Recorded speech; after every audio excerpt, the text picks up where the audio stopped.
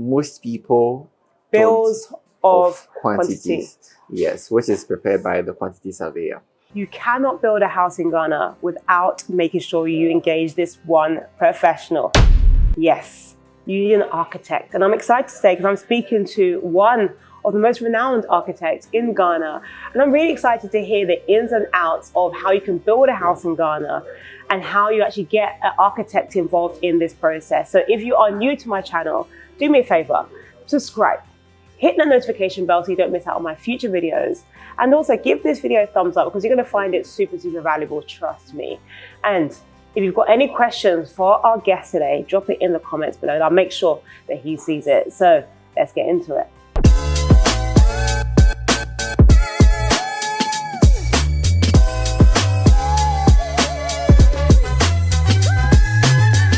I'm here, guys. Welcome back to my channel. Today we are having an insightful conversation with the person, the man that you need when it could be a man or a woman, by the way. It can be a man or a woman. The man you need when it comes to building your property in Ghana. Mr. Architect, how are you? Hi, Lorraine. I'm doing amazingly well. Welcome. Thank you. So tell us who you are. Tell us more about yourself. Okay, so my name is Ofosu-Kwakye. I'm a licensed architect and also a consultant at SV Architect and Partners. I've been practicing architecture close to a decade. And over the years, I've had the chance to work on a wide range of projects, spanning from residential to industrial to commercial to even the hospitality sector. Okay, so like hotels and things? Hotels, resorts as well. Oh, yes. I've worked with Italian giant Simoni on the Fan Milk Ghana warehouse project. Okay. I've also worked with... Do you get free fan milk? Yeah, it came along with some free fan milk. Yes. It's like when we're negotiating, we'll give you some fan milk. It did. I've also worked with Charterhouse, that's the organizers of the TGMA Awards, on a number of projects. I've also worked with Airport View Hotel on their extension as well as the interior setups. I have projects in and out of the country. I have projects with my team in Nigeria, Togo, Sierra Leone, Liberia, and also in Ghana as well. Wow. And I mean, basically, my design principle is quite straightforward and simple. The whole idea is to transform spaces to enrich the life of its user. I see. I love it. So much to unpack there. One of the first things he said when he introduced himself is that he is a licensed architect. So I recently found out, or I've known this for some time, but when it comes to building a property in Ghana, a lot of people can claim that they're architects, but it's a regulated industry. So one must find out if that architect they're working with is a licensed architect. So how does somebody go about doing that? How do you acquire a license to become an architect? Okay, so I mean, I would like to take your question in two phases. So for a client to know who they are working with, they would have to do, just like the way when you're purchasing a land, you do a search, you'd also have to do your background check. And then we're being regulated by two bodies. That's the Ghana Institute of Architects and also the Architects Registration Council. They are the ones that publish yearly Architects in Good Standard. So to answer the second part of your question, yes, to be able to become an architect, you first have to undergo the 5 to 7 year course training, either in Kwame Nkrumah University, that's Tech, or Central University, that is in Ghana. Are those the only places that do? That's the only two schools that study in Ghana. Oh, wow. Unless maybe you're studying outside and then you want to come back and do the master's. But in Ghana, it's either the person who attended Tech or Central University. Oh, wow. Yes, and then after you're done, you're expected not to get a license instantly. You're expected to work under a licensed company or a licensed architect for a period of 3 to 4 years to be able to gain that practical field knowledge and then interactions with clients, getting to understand how the construction industry works. So after that 3 to 4 years practical field training, then you would apply to write the exam. And then after the exam is actually a 1 whole year period, and then once you're done and you go through successfully, then you're published as a licensed architect. There you go. So already we can tell he's in the know. He knows what he's talking about. That period of time to even study is like it's like a doctor, right? Exactly. In fact, it's more than a doctor. It's more than a doctor. And like a doctor heals, and you basically heal lifestyles through property. So exactly. There you go. Exactly. So tell us, where does an architect get involved when it comes to building a project? Because a lot of the people that watch and are engaged, they're looking to find out how they can get started with buying property in Ghana. Some of them are building properties in Ghana as well. So where and what point do they engage an architect? So I would say the engagement of an architect is very, very wide. You need to engage him even before you even sometimes purchase the land. Yes, people don't know this. So I'm going to break this into two parts. So these are the services. We have two types of services that architects provide. We have the pre-contract services, and then we have the post-contract services. Now, with the pre-contract services, those are services we provide before the construction commences. So that one has to do, and the post-contract services has to do with the services the architect provides during the construction phase itself. So with the pre-contract service, it has to do with you sitting down to understand what the client wants to do, right, conducting a feasibility study. So for instance, you're my client, you want to put up a hotel and all you have is a half plot. You contact me, okay, I want to purchase a half plot. I'll tell you, okay, I need to know what your design entails, and then I can advise you. Maybe a half plot will be the best. So purchase this or purchase that amount of or acres of land. It depends on what your plans are for the land, and then So those are some services we provide during the pre-contract phase. Also, we provide conceptual designs. So it's more like a sketch design for the client to understand, okay, this and this are how your building is going to be arranged. This and this is where your rooms are going to be. This is the square foot or the square meter area, or, we just advise you so that at least you have a fair idea of what you're about to put up, as well as the financial implications. Okay, so we advise you right from the start, all the way to before the detailed design comes in. Okay. And then when the construction also commences, that is the post-contract services.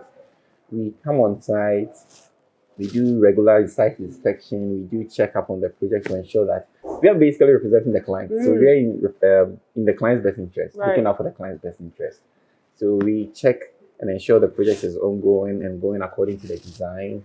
We organize site meetings with the contractors to ensure that any issues that are arising, we address it. We also write site reports and present it to the clients. And even people don't know this, but before the client gives out payments or issues payments to the contractor, we have to give the client to go ahead. We have to make sure all the boxes have been ticked and checked before. But unfortunately, in Ghana, most people don't do that. They just, after the design is done, they just go ahead and then come up with a whole lot of mistakes. And then the problems come back to bite them, later on. Exactly. And I think that's actually one thing I wanted to speak about, because some people cut corners, right? And then later on, they're now paying more money to fix the mistakes that were made earlier. So what are some of the mistakes that some people do when it comes to building in Ghana? It'll be interesting to know that they could actually have avoided this if they engaged an architect like yourself. So what are some of the give me, if you can, let's say 5 mistakes. 5 mistakes. I'll give you some time to think. 5 mistakes the diaspora or people generally would make when it comes to building in Ghana. Okay, so number one obviously has to do with not engaging the right person or the right professional. Just like I earlier mentioned, when you're about to purchase a land, the way you do your search, that's the same way you also have to do your checks on the person you're about to hand the project to. For architects, you can go onto the website, Architects Registration Council, to check who you're handing the project to. Or Ghana Institute of Architects, you see the published architects in good standing. You can check up on maybe projects they've done. Yes. Sometimes people impersonate people. People try to say they're architects, which of course they are not. So you'd have to also do your background checks. That's one. Number 2 has to do with documentation. Okay. I'm going to talk about documentation in 2 different aspects. Part A and part B. My part B will be my point 3. Okay. So now, part A has to do with design documentation. Okay. Okay, so every design comes along with its own documents. Okay, so for instance, someone putting up a 3, 4, 5 story document will be different from someone putting up, let's say, a flat or a 2-story. So for instance, if you're putting up, say, apartments, a ground, first, second, third floor structure, aside from the design, which is the architectural, electrical, plumbing, and the structural designs, you're also required to submit reports. Okay, so you're supposed to submit a fire report, because you're assuming that should, in case any issue arises, there should be those checks. Right. Okay, so the fire report caters for that.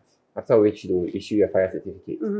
Also, there needs to be an EPA report. People usually skip that part, but it's called Environmental Protection Assessment, which is conducted by the EPA, which is the Environmental Protection Agency. So when it comes to the work that you do, right, does it, in Ghana, there's been a lot of heavy rains, and there's been flooding. So with an EPA or an architect to have been able to identify issues that could have occurred, that could have prevented people maybe from buying in locations, or the ways that they built their properties to prevent certain flooding and situations occurring? Well, to answer your question, I would say it's the sole responsibility of the EPA, the Municipal Assembly, as well as partly the architect. Okay, this is because let's just say, if an architect is supposed to start a project or come up with a design, he's supposed to do a survey and then also get to understand how the site works and also get to know the drainage system within the vicinity. Unfortunately, in Ghana, our drainage systems are really choked, which are also contributed to the, I would say it's a Ghanaian culture. It's a bad habit, but it's a Ghanaian culture. So I think it's a bits and pieces of everything, because there are some places where there are drains. They have done the right thing, but the Ghanaian culture won't permit you to, because you would have people still throwing rubbish in the drains, and then EPA would still have to do their rightful acts that they have to do, but people would still not do the right thing. So I would say the EPA, number one, the citizens themselves, number two, play a role in keeping the drains working as well, and also the architect. We also have to. There are certain places, certain developing places, which of course is no fault of anyone, where they don't have a drainage system. Right. So most of the time, we try to create systems that can naturally take care of it. Some people create soakaways. Some people create other. Soakaway. Some people create soakaways. So I would say the architect has a role to play. The municipal also has a role to play. When people are building within waterways, they have to also stop them sometimes. They don't. So they also have a role to play. The EPA also have a role to play, and even the citizens themselves. So it's a national responsibility. Pandemic. But so let's go to it. So the 5 mistakes that people make when it comes to building properties in Ghana, right? So number 1, you said searching for architects. And other related consultants. So it's not only the architect, obviously the civil engineer, the geotechnical engineer, the MEP engineer, but most of the time the architect comes on board with all these consultants. So let's just say the architect and his team. Number 2 has to do with the documentation. I earlier stated the design documentation, where I mentioned that when you're putting up a 3, 4, 5-story structure, aside from the design aspects, they also require you to submit some reports, like the fire report, the EPA report, which is the Environmental Protection Assessment, and also we also require to conduct a geotechnical survey, which we call a soil test. So most of the time, when you're putting up a 3, 4, you're expected to test the nature of the soil you're about to put the structure on, to know the bearing capacity, to know the strength, and also that is supposed to be a report supposed to be written. This is not only for permit purpose, but it's also supposed to safeguard your investment. Okay, so all these are certain documents that you'd have to submit, which of course sometimes people try to cut corners. Now, number three has to do with documentation in terms of land aspects. In terms of when you're about to purchase a land, I mean, in my field, I've encountered so many a lot of issues. There are certain cases where you'd go to a site and then there are a lot of litigations, and then you have to come back as an architect with your team to wait till the whole issue is being solved. So in terms of documentation, you also have to do your search. Right. Okay. What I would advise is people have to do official search. They have two types of search. They have the window search and the official search. So when you're submitting your documents for permits, they mostly require a copy of your official search to know whose name and the history of what has gone on the land. Yeah. So the history of the land, who transferred it to who, if there's been any issues, if there's been any court case, basically the history. So you have to conduct an official search before purchasing. And then when you also you need to have an indenture. Okay, when indenture basically shows the legal agreement between you and the seller. Okay, so, and also states the number of years that the land has been leased to you. Right. So all these are also more documents that are required. Okay. Number four has to do with the engagement of. Let me just come back again. The engagement of the consultants during the construction phase. Okay. So not only at the beginning, but also during the construction phase. Yes, also during the construction phase. Unfortunately, Ghanaians are fond of not engaging the architect during the construction phase. Because they feel like it costs money. Exactly. But I mean, it's a collective thing. The person who designed it or the people who designed it have to be checking up. Have to always come and check and see what is being put.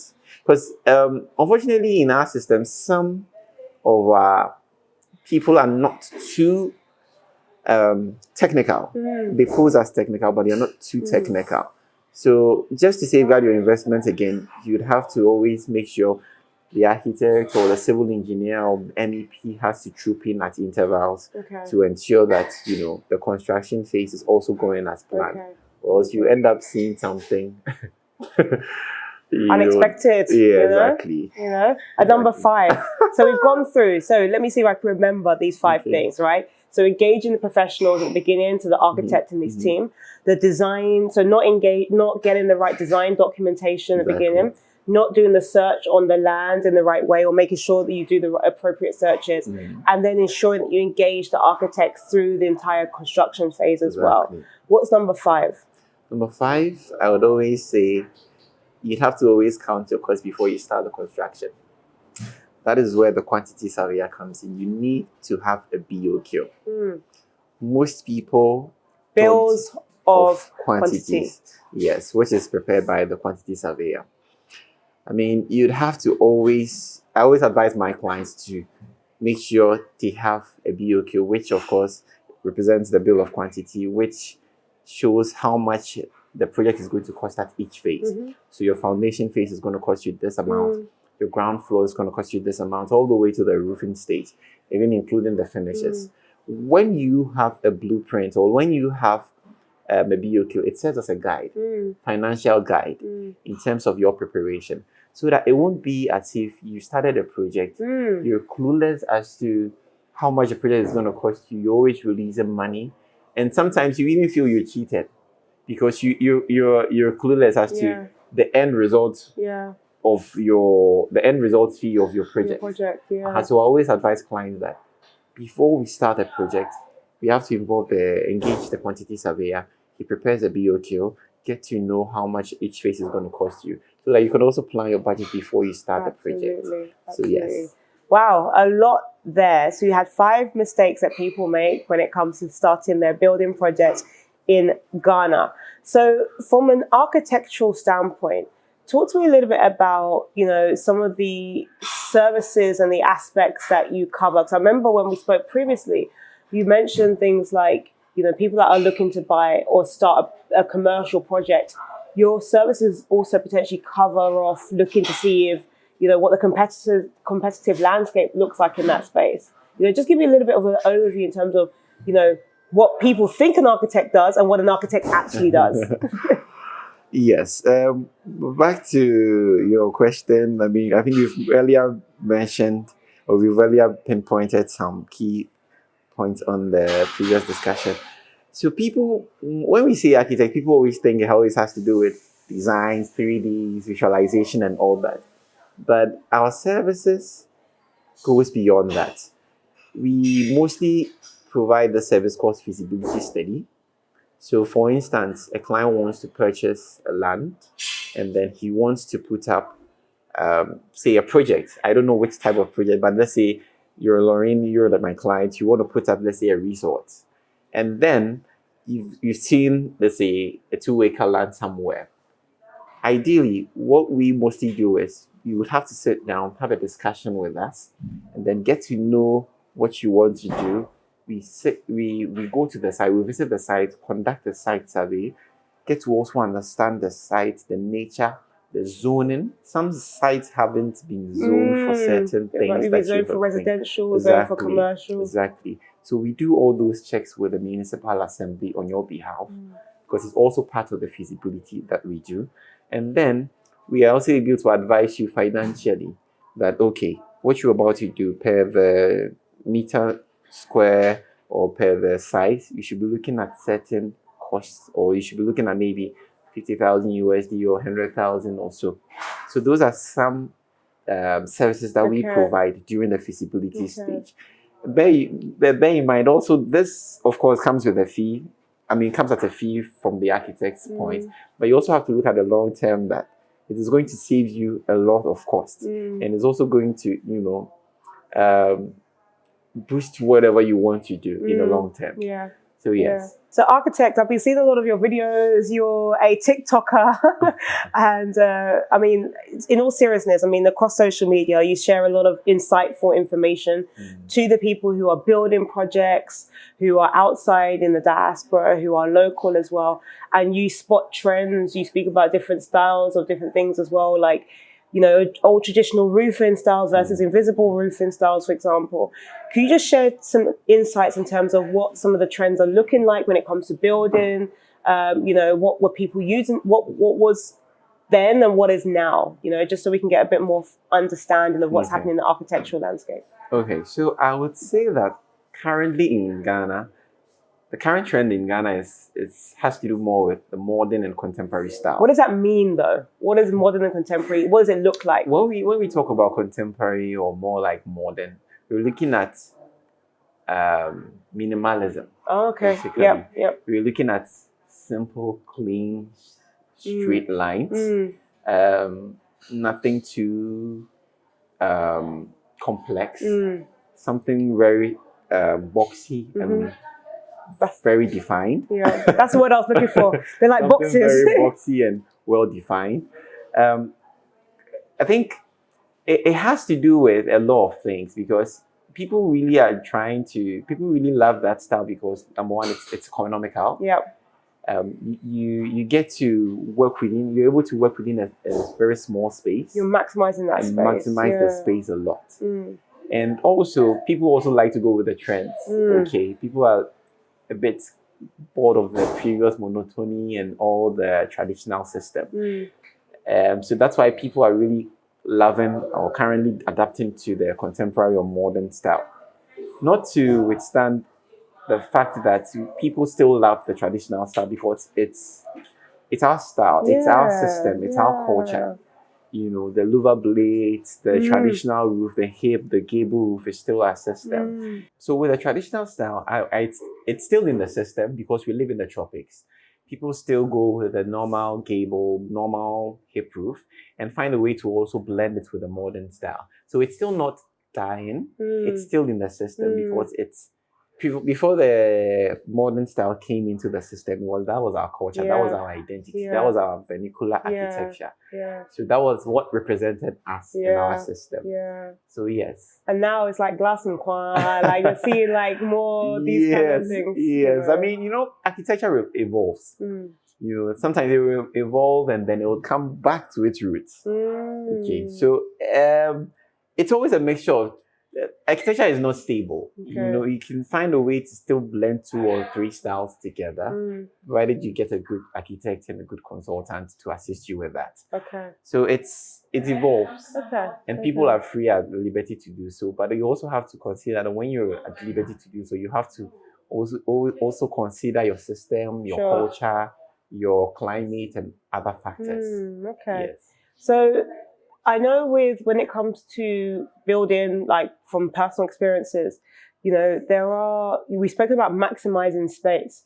So when typically with land space now, it's no longer the old like 100 by 100, it's now like 70 by 100, for example. Yes. But there's also regulations in terms of how much you can build on that land, right? So when you're going for your building permit or you've done your design, is it like a 2/3 of the land is only what you can put the property on? Or tell me a little bit about the regulations. I was speaking to somebody the other day and they were saying, like, they're asking questions like, how come people leave so much land in front of their property for parking space? Like, if this was the US, they would have put a house onto the entire property. Yeah. So just give me, what's the regulations around that? So according to our building codes, you are expected to leave at least 6 meters from the fence wall to the front of the house. So you're expected to leave it. The reason is, so you're expected to leave 6 meters from the fence wall to the front of the house, and also from the left and the right and the back, you're expected to leave within 2 meters to 3 meters. The standard is actually 3 meters, but I mean, depending on your land size, they can waive it and then work within 2 to 3 meters. The reason is quite simple. It is for security reasons. So it's for security reasons, it's for servicing, and also for circulation. Okay. Now with security, let's just assume that the 6 meters, which is in front of your house, a car mistakenly brushes off the road, all right, and then hits your fence wall. They won't come hit the house. Okay. Exactly. I never thought about that. Exactly. Okay. The house doesn't get damaged, basically, because your building is not directly in front of the fence wall. Right. It's massive space. Okay. That is one. Also, it allows for free movement, free circulation around the house, for airflow as well. Okay.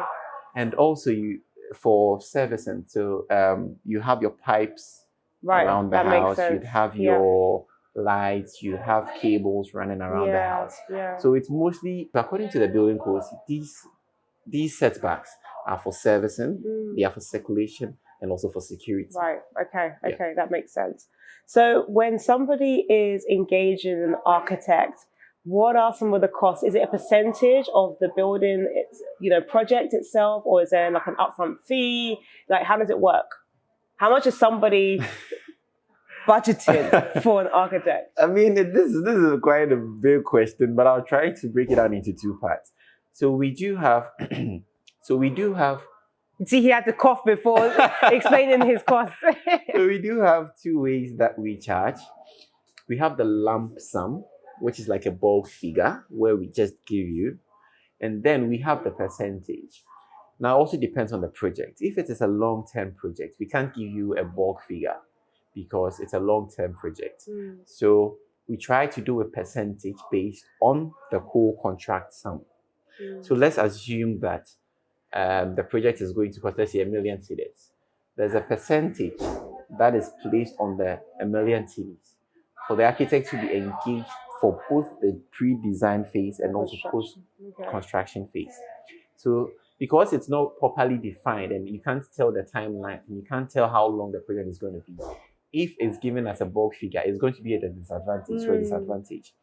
But if it's, let's say, a normal residential project, say maybe a 4-bedroom, say an apartment, a bulk or a lump sum, actually the technical name is a lump sum fee. A bulk or a lump sum fee is given to the client, where the client can pay like upfront or pay in installments, and then gets the design done. Okay, I see. So recently we went to go and check out some of the properties that you are engaged in for both the pre-construction and post-construction, and that was around the East Legon area. Can you shed some more light on, I mean, I'm sure we'll insert some of the footage, but some of the work that you're doing there, how they engaged you, and what you're working on at the moment?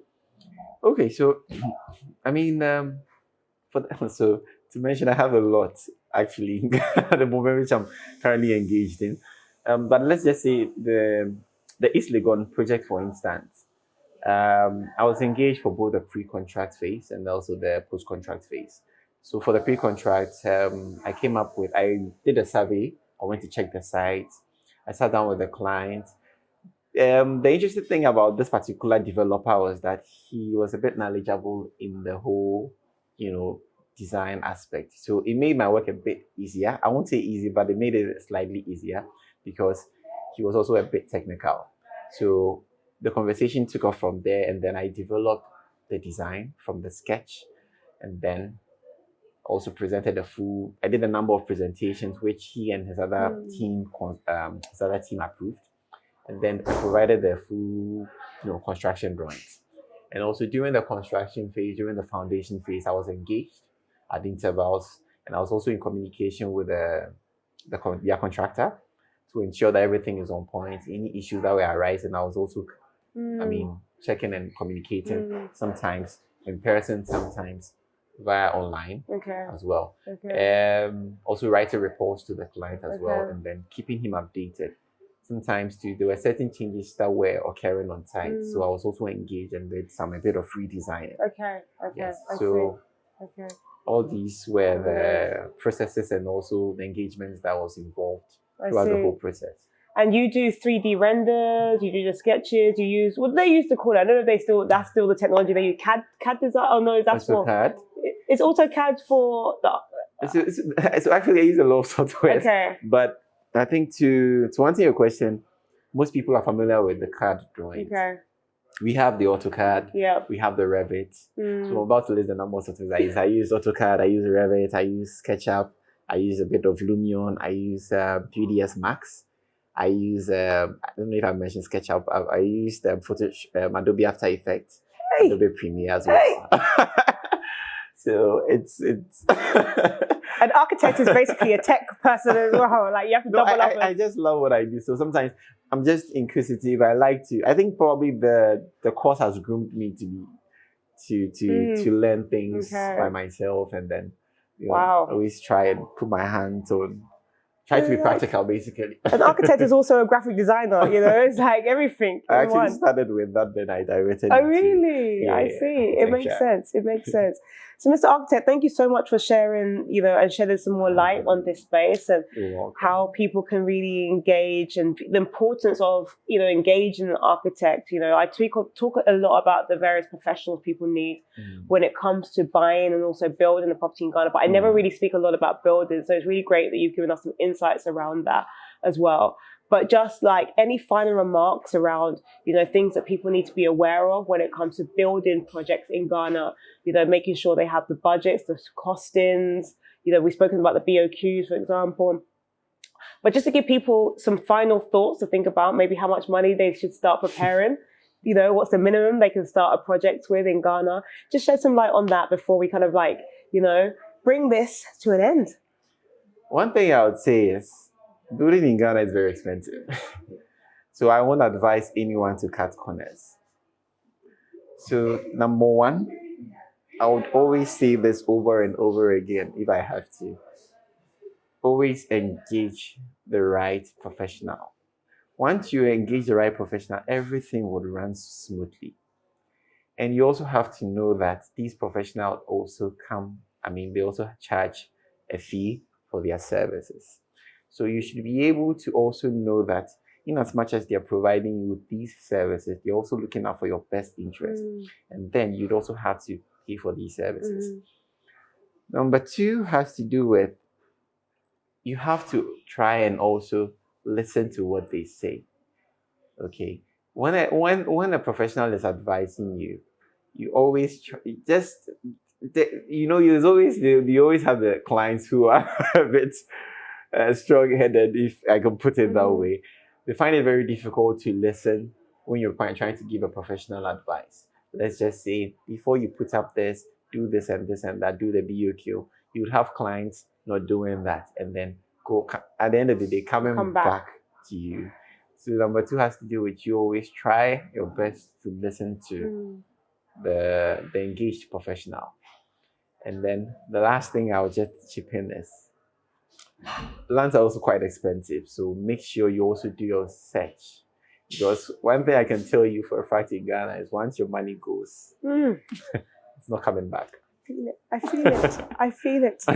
I feel it a lot. Yeah. No, thank you so much. I mean, on that being expensive, I mean, can you give, people always ask me questions like, how much do I need to start? Could you give a rough, like in Ghana, if you're going to start a building project, you can't start a building project with less than X. I know it's very difficult broad. for you. It's very broad, but In people always Ghana, ask that question. In Ghana right now, no. I believe you shouldn't spend anything. I mean, it depends on the design, number one. Correct, Let me just base on that. It depends on the design. But as at now, if you really want to have your peace of mind and then make the work run smoothly, you shouldn't be budgeting anything less than 100,000 Ghana cedis just for your foundation. It's actually, it could be more. In fact, it's mostly more. But to be on the safer side, you should be looking at 100,000 cedis minimum. For your foundation alone. It obviously depends on the project, because if you're building a hotel, you can't build it with that, you see. But you get it, I get it. Exactly. So, Architect, thank you so much for all of this. Thank you so much. Where can people find you? Because I know you're all over social media, but where can people find you? Okay, so just like you said, I'm everywhere. Yeah. I'm on LinkedIn, Architect Ofosu-Kwakye. On Instagram as well, I'm Architect Ofosu-Kwakye, and then the company is SV_architect_partners. On YouTube, it's SV Architecture. On TikTok, it's Architect Ofosu-Kwakye. Everywhere. All Facebook over. Architect Ofosu-Kwakye. There you go. And SV Architects. Indeed. So, yeah. And if you're looking to engage an architect and you want some Lorraine discount, then make sure you mention Lorraine so that the architect will remember where you came from and give you that, you done it, you see. So, Architect, thank you so much for spending time with me today. Very insightful, really appreciate it. And if you found today's conversation insightful and useful, then please make sure you give this video a thumbs up. Also drop something in the comments. If there's something we didn't cover that you really wanted to find out more about, then please drop it in the comments. As well, if you are new to today's channel and you watched us all the way through, then make sure you don't leave without hitting on that subscribe button and giving this channel a notification bell. Ching! So that you don't miss out on my future videos. And so guys, if you're interested in finding out more about how you can get started in the real estate space, especially when you do not live in Ghana, then make sure you stay tuned to my future videos. I'll see you there. Bye.